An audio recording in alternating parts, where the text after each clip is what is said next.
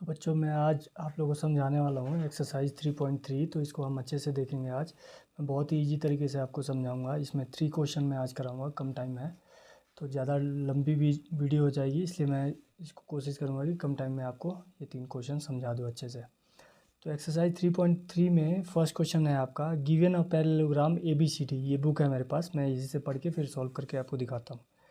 Complete each statement along with the definition or property used. इसमें कौन सी property use हो रही है? तो हमने इंट्रो पार्ट में देखा था पैरेललोग्राम की क्या क्या प्रॉपर्टी है।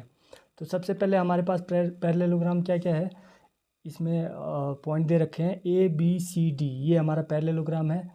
ओ इसका सेंटर है हमारे पास। तो यहाँ में फर्स्ट पूछा है हमसे AD इक्वल टू क्या होगा। AD आपको यहाँ पे AD ये जो है ये एक साइड है पैरेललोग्राम की, तो AD के इक्वल कौन सी दिख रही है हमें? यहाँ पे BC दिख रही है। तो ये दोनों आपस में क्या हो जाएंगे? इक्वल हो जाएंगे। तो यहाँ पे हम लिख सकते हैं AD इक्वल टू BC। अब AD इक्वल टू BC क्यों है ये मैं आपको बताता हूँ। तो फर्स्ट क्वेश्चन में AD इक्वल टू BC, क्योंकि ये साइड्स ऑफ पैरेललोग्राम है।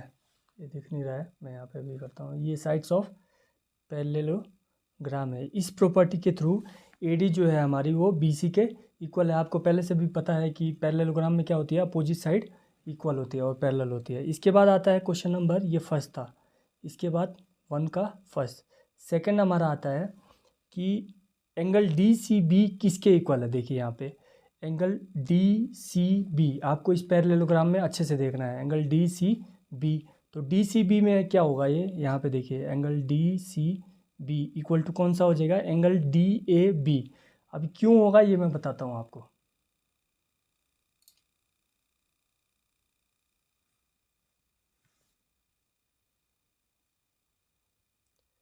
एंगल DAB क्यों होगा, क्योंकि इसका रीज़न ये है कि पैरेललोग्राम में अपोजिट जो एंगल होते हैं वो आपस में इक्वल होते हैं। तो यहाँ पे देखिए, यहाँ पे एंगल बीच वाला होता है, हमेशा ये आपको ध्यान रखना है। तो यहाँ पे C एंगल है, C भी बोल सकते हैं, और एंगल A, ये दोनों ही क्यों होंगे, क्योंकि ये वर्टेक्स है, वर्टेक्स पे आ रहे हैं। वर्टेक्स मतलब इस कॉर्नर पे दो जो ये लाइन आ रही है ना, तो यहाँ पे एंगल बन रहा है, इसलिए हम इसको एंगल DCB पढ़ते हैं। यहाँ पे एंगल DAB मतलब एंगल इधर से A हुआ, ये C हुआ, तो ये C के अपोजिट कौन सा दिख रहा है, A हमें।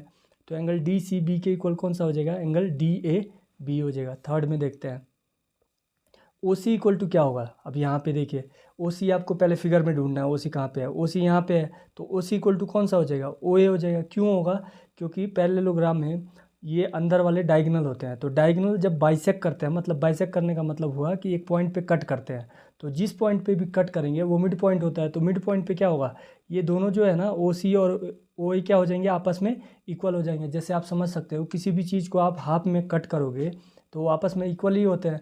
तो इसलिए क्या हो जाएगा, OC के इक्वल क्या हो जाएगा हमारा, OA हो जाएगा। आई होप आपको ये समझ में आया होगा। इसके बाद 4 देखते हैं। 4 में कह रहा है M angle DAB plus M angle CDA equal to क्या होगा। पहले आप देखो कि M एंगल DAB है कहाँ। ये M डिनोट करता है मेजर, कि एंगल DAB का मेजर कितना है, प्लस एंगल CDA का मेजर कितना है, दोनों को प्लस करेंगे तो कितनी डिग्री आएगी ये हमें देखना है। तो मैंने बोला था कि ये बीच वाला ही हमेशा एंगल होता है। तो अगर इसमें आपको कन्फ्यूजन हो रहा है, बच्चे ज़्यादा कन्फ्यूज होते हैं इसमें, तो A आपको दिख रहा है यहाँ पे, तो A एंगल ढूंढो आप कहाँ पे, A यहाँ पे है, D कहाँ पे है, D यहाँ पे है। तो ये एक स्ट्रेट लाइन बन रही है, इसको हम बोलते हैं एडजेसेंट एंगल। एडजेसेंट एंगल या दूसरा नाम ये भी होता है कि को इंटीरियर एंगल है। को इंटीरियर कैसे, ये देखिए यहाँ पे एक सीधी लाइन जा रही है AB हमारे पास, आपके पास बुक होगी तो आप फिगर में देख लेना, अगर आप क्लास 8 में हो तो बुक तो होनी चाहिए। तो AB पे एक लाइन यहाँ पे सीधी आ रही है, AD या DA बोल दो इसको। तो ये AD जो यहाँ पे आके टच कर रही है, तो ये क्या होती है, यहाँ से ये दोनों जो एंगल हैं ये को इंटीरियर बनाती है। और को इंटीरियर एंगल आपको ये भी पता होगा कि को इंटीरियर क्या है, ये सीधी लाइन है। तो सीधी लाइन क्या होती है, स्ट्रेट लाइन कितना होता है, 180 डिग्री होता है। तो ये दोनों को मिला के क्या हो जाएगा, 180 डिग्री हो जाएगा। यहाँ पे रीजन आप क्या दे सकते हो, एडजेसेंट एंगल्स। एडजेसेंट मतलब पड़ोसी, आप समझ सकते हो हिंदी में। OC इक्वल टू OA क्यों था, ये बाइसेक्ट ईच अदर, ये भी आप लिख सकते हो, या डायगोनल बाइसेक्ट ईच अदर। या आप रीजन आपको ज़रूर देना है क्योंकि इससे एग्जामिनर आपका नंबर देता है। Angle D C B D A B, C और ए बराबर क्यों है? क्योंकि ये अपोजिट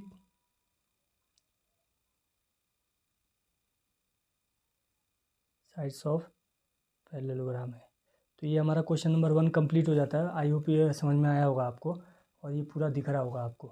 अब यहाँ मैं क्वेश्चन नंबर 2 आपको बुक से समझाता हूँ। यहाँ पे देखो, मैं रफली फिगर बना लूँगा क्योंकि टाइम ज़्यादा है नहीं। अब यहाँ पे फिगर बनाने बैठूँगा तो मुझे तो कॉन्सेप्ट क्लियर कराना है आपका, बस वही समझाना है। अब देखिए यहाँ पे first, consider the following parallelogram, find the value of the unknown x y Z.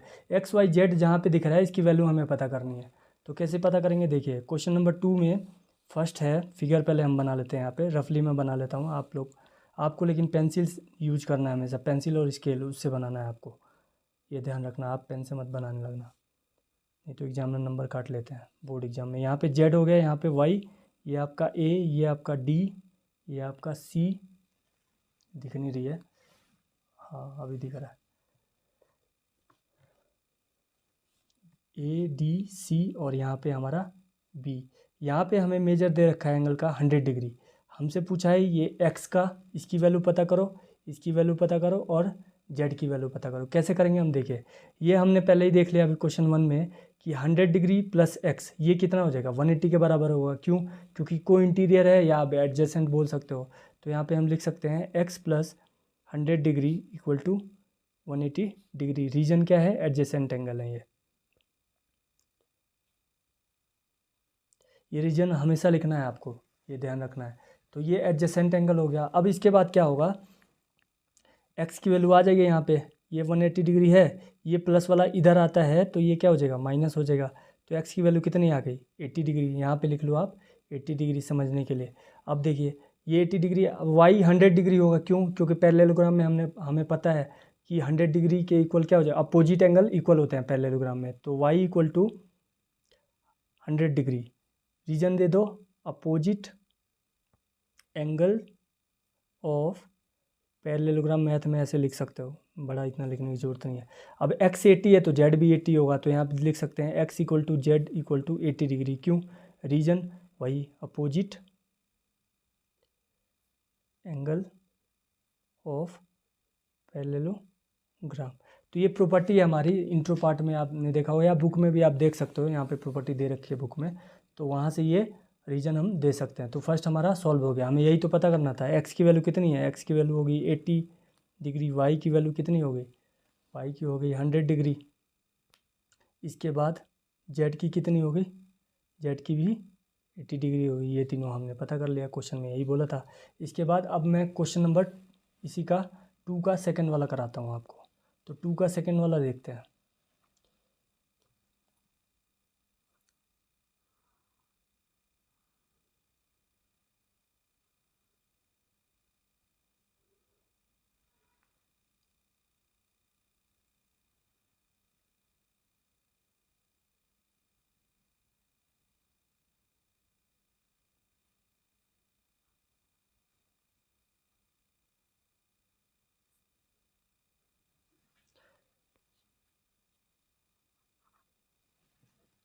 अब यहाँ हमारे पास, यहाँ देखिए मैंने फिगर बना लिया है बुक से। तो अभी कैसे होगा? देखिए यहाँ पे ये एक्स वाई जेड की वैल्यू हमें पता करनी है। सबसे पहले हमें देखना है कि हमारे पास गिवन क्या है। ये 50 डिग्री है तो यहाँ पे क्या होगा? ये 50 है तो एक्स हम पहले फाइंड आउट कर लेते हैं। तो x plus 50 degree equal to 180 degree, ये हम देखते आ रहे हैं क्योंकि ये एक स्ट्रेट लाइन है। स्ट्रेट लाइन का कितना होता है? 180 डिग्री होता है। इसको आप एडजेसेंट एंगल भी बोल सकते हो या को इंटीरियर भी बोल सकते हो, कोई भी चीज़ बोल सकते हो। तो ये रीजन आपने दे दिया। एक्स यहाँ से क्या हो जाएगा? 180 डिग्री। ये प्लस वाला हमेशा जब इक्वल टू के इधर आता है तो ये माइनस हो जाता है। तो यहाँ पे आ जाएगा 130 डिग्री हो जाएगा। एक्स की वैल्यू आ गई 130 डिग्री, यहाँ पे लिख दिया मैंने। अगर एक्स 130 है तो वाई भी तो 130 होगा। क्यों होगा? क्योंकि अपोजिट साइड, अपोजिट एंगल है ये। तो वाई इक्वल टू 130 डिग्री। इसके सामने एक्स भी लिख सकते हो। क्यों? रीजन ये है कि अपोजिट एंगल ऑफ पैरेललोग्राम। तो अपोजिट एंगल ऑफ पैरेललोग्राम क्या होता है? आपस में इक्वल होते हैं। अब यहाँ पे देखिए हमें जेड भी पता करना है। इसके दो तरीके हैं। एक तो वाई का ये क्या हो जाएगा? एक ही लाइन पे जब एंगल दो एंगल बनते हैं तो उसको हम बोलते हैं अल्टरनेट एंगल। यहाँ पे अल्टरनेट भी आप बोल सकते हो या कोरस्पॉन्डिंग एंगल भी बोल सकते हो। दूसरा तरीका ये देखिए आप, ये अगर 50 डिग्री है तो ये भी 50 डिग्री होगा, अपोजिट साइड है, एंगल 1 मान लेता हूँ मैं इसको। तो एंगल 1 इक्वल टू 50 डिग्री मैंने ले लिया। क्यों? क्योंकि ये क्या है, अपोजिट एंगल ऑफ पैरेललोग्राम हो गया। अब मुझे जेड चाहिए, तो देखिए यहाँ पे 50 plus z, 50 degree plus z equal to क्या हो जाएगा, 180 डिग्री। क्यों? ये लीनियर पेयर, लीनियर पेयर का मतलब एक ही लाइन पे जब दो एंगल बनते हैं उसको हम लीनियर पेयर बोलते हैं। तो लीनियर पेयर के थ्रू ये 180 डिग्री हो जाएगा, तो ये लीनियर पेयर। अब यहाँ से जेड की वैल्यू क्या हो जाएगी, 180 डिग्री, ये प्लस है इधर आके माइनस, तो ये भी 130 डिग्री हो जाएगी। तो हमें वैल्यू किस किस का पता करना है, एक्स की वैल्यू कितनी आ गई, एक्स की वैल्यू 130 डिग्री, वाई की वैल्यू कितनी आ गई 130 डिग्री, जेड की वैल्यू भी कितनी आ गई 130 डिग्री। ये आपको नहीं लिखना है, ये जेड की वैल्यू चाहिए, तो एक्स वाई जेड की वैल्यू आ गई। इसके बाद मैं क्वेश्चन लिख लेता हूँ बुक से, उसके बाद 2 का थर्ड मैं बताता हूँ आपको। 2 का थर्ड देखिए आप, यहाँ पे मैं फिगर बनाता हूँ पहले।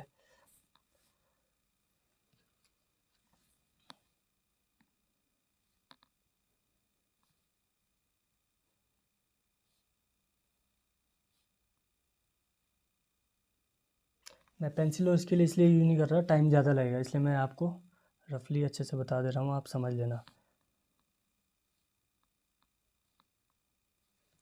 हाँ, अब यहाँ पे देखिए एक्स यहाँ पे दिख रहा है हमें, ये थर्ड है यहाँ, एक्स यहाँ पे, वाई यहाँ पे, ये 30 डिग्री है। तो ये हमें दिख रहा है कि ये क्या है हमारा, यहाँ पे ये ट्रायंगल फॉर्म कर रहा है, यहाँ पे एक्स वाई 30 डिग्री। तो अगर ये 90 डिग्री है हमारे पास, ये 90 डिग्री है, तो एक्स भी 90 डिग्री होगा। क्यों? ये वर्टिकली अपोजिट होता है। दूसरा तरीका इसका, एक्स तो 90 डिग्री आ गया डायरेक्ट हमारा। दूसरा तरीका क्या है, पैरेललोग्राम में जो इसके डायगोनल होते हैं, ये रोम्बस है एक तरह से, तो इसके हमेशा जो डायगोनल हैं ये कितने डिग्री पे कट करते हैं, 90 डिग्री पे। तो यहाँ से भी एक्स की वैल्यू क्या हो जाएगी, 90 डिग्री हो जाएगी। रीज़न हम ये दे सकते हैं कि रोम्बस का जो डायगोनल है वो क्या होता है, हमेशा 90 डिग्री पे परपेंडिकुलर पे वो कट होता है, ये आपको ध्यान रखना है। तो ये दो डायगोनल है हमारे पास। अब हम कैसे इसको, अगर एक्स की वैल्यू कैसे लिखेंगे, एक्स की वैल्यू हो जाएगी हमारी 90 डिग्री। क्यों? रीजन दे देंगे वर्टिकली अपोजिट एंगल हो जाएगा ये। अब ये 90 हो गया, तो एक ट्राइंगल का सम कितना होता है, एंगल सम प्रॉपर्टी से 180 डिग्री होता है। तो ये ट्राइंगल में कितना है, दो एंगल हमारे पास आ गए, तो थर्ड में ऐसे निकालूंगा। तो यहाँ पे लिख सकता हूँ Y plus 90 degree plus 30 degree equal to 180 degree. क्यों? एंगल सम प्रॉपर्टी, या sum of all the angles of triangle equal to कितना होता है, 180 डिग्री। ये भी आप रीजन दे सकते हो। यहाँ पे वाई की वैल्यू कितनी आ जाएगी, वाई प्लस 90 प्लस 30 कितना होता है, 120 डिग्री। यहाँ पे हो गया 180 डिग्री, तो वाई इक्वल टू क्या हो जाएगा, 180 डिग्री, ये प्लस 120 इधर आके इधर माइनस हो जाएगा। तो ये वाई की वैल्यू कितनी आ गई, 60 डिग्री आ गई हमारी। अब यहाँ पे देखिए, जब एक लाइन पे दो एंगल बनते हैं ना, तो इसको हम अल्टरनेट इंटीरियर एंगल बोलते हैं। अल्टरनेट क्यों? क्योंकि वाई और जेड अल्टरनेट है ना, अदल बदल के हैं ये। तो आप हिंदी में भी समझ सकते हो, जैसे आपको समझ में आए ऐसे आप रिलेट कर लेना। तो वाई और जेड क्या हो जाएंगे, आपस में इक्वल हो जाएंगे। तो Y equal to z equal to कितना हो जाएगा, दोनों बराबर हैं, तो मैंने एक साथ लिख दिया इसको 60 डिग्री। क्यों? क्योंकि ये अल्टरनेट इंटीरियर एंगल्स हैं ये दोनों। तो इसके आपको रीजन हमेशा लिखना है, ये ध्यान रखना। इसके बाद जेड की वैल्यू चाहिए हमें, सॉरी जेड तो हो गया हमारा, अब क्या चाहिए, एक्स वाई जेड हो गया, अब कुछ चाहिए ही नहीं, तीनों हमारा फाइनल हो गया। तो यहाँ पे लास्ट में आप लिख सकते हो, जिससे एग्जामिनर को ढूंढना नहीं पड़ेगा, डायरेक्ट आंसर क्या हो जाएगा, एक्स की वैल्यू कितनी हो गई 90 डिग्री, वाई की वैल्यू 60 डिग्री, और जेड की वैल्यू भी कितनी हो गई 60 डिग्री। तो ये हमारा आंसर हो गया। इसके बाद क्वेश्चन 4 में आपको बताता हूँ। यहाँ से ऐसा फिगर है आपके पास, एक पैरेललोग्राम है, फिगर थोड़ा सा मेरे से टेढ़ा मेढ़ा हो रहा है, लाइन सीधी नहीं हो रही क्योंकि स्केल मैंने यूज किया नहीं। ये जेड है, ये आपका 80 डिग्री, ये एक्स हो गया आपका, ये क्या हो गया वाई। हमें एक्स वाई जेड चाहिए यहाँ पे। तो यहाँ पे देखिए एक्स की वैल्यू पहले पता करना है। तो ये हमें सीधी लाइन दिख रही है यहाँ पे, आपको देखिए अच्छे से दिख रही होगी, यहाँ पे मैं समझाता हूँ। ये दोनों सीधी लाइन दिख रही है। सीधी लाइन पे दो जो एंगल होते हैं वो एडजेसेंट एंगल होते हैं और 180 के बराबर होते हैं, हम पहले से ही पढ़ते हुए आ रहे हैं। तो x plus 80 degree equal to 180 degree लिख सकता हूँ यहाँ पे। स्ट्रेट लाइन भी आप रीजन दे सकते हो, उसमें भी कोई गलती नहीं होगी, एग्जामिनर सही कर देगा। तो यहाँ पे आप एडजेसेंट एंगल बोल सकते हो इसको। एक तरीका और है कि इन दोनों को एडजेसेंट मतलब पड़ोसी मानो, पड़ोसी दोनों को प्लस कर लिया तो 180 के बराबर होता है। ऐसे भी आप माइंड में ट्रिक रख सकते हो इसका। तो ये x की वैल्यू क्या हो जाएगी 180 डिग्री, ये प्लस 80 इधर आके माइनस 80 डिग्री। तो x की वैल्यू कितनी आ गई 100 डिग्री, ये आ गई 100।